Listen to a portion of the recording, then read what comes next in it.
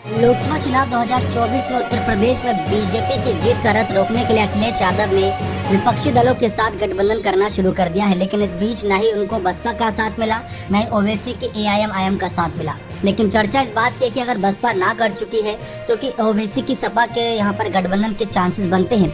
इस पर अखिलेश यादव ने खुद कई बार अपनी राय प्रतिक्रिया दी थी, लोकसभा चुनाव को लेकर नहीं, विधानसभा चुनाव को लेकर।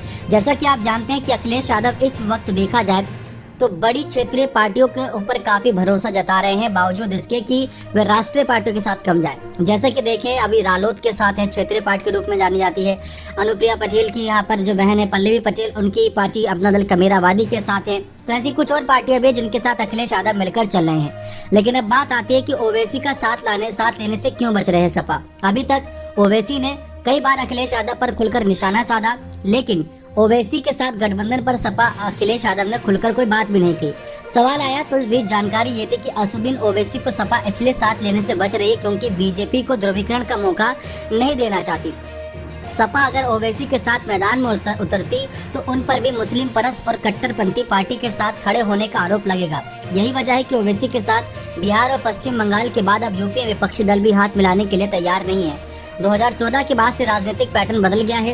देश में अब बहुसंख्यक समाज केंद्रित राजनीति हो गई है और इस फॉर्मूले के जरिए बीजेपी लगातार चुनाव जीत रही है। ओवैसी की छवि एक मुस्लिम परस्त नेता के तौर पर है और उनके भाषण भी इसी तरह के हैं। ऐसे में उनके साथ हाथ मिलाने से बहुसंख्यक वोटर का ध्रुवीकरण होगा। यूपी में सिर्फ मुस्लिम वोटों के सहारे सरकार नहीं बनाई जा सकती, इसलिए सूबे का कोई प्रमुख दल ओवैसी पार्टी के साथ गठबंधन नहीं करना चाहता।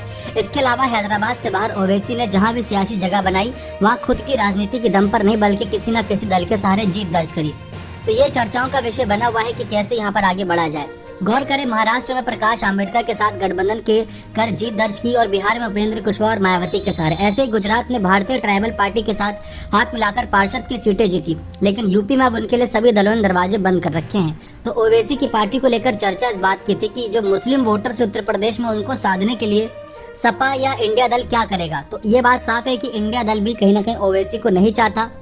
शायद यही वजह है कि ओवैसी से सबने दूरी बना रखी है। लेकिन मायावती का साथ जाना अखिलेश यादव के लिए ये एक सवाल बना था, लेकिन मायावती ने खुद ही अपनी पार्टी के दरवाजे बाकी पार्टियों के लिए बंद कर दिए। तो अखिलेश करे तो करे कि आप देखते हैं इंडिया दल के सहारे कितनी सीटें निकाल पाएंगे। बने रहे चैनल के साथ। बहुत बहुत धन्यवाद।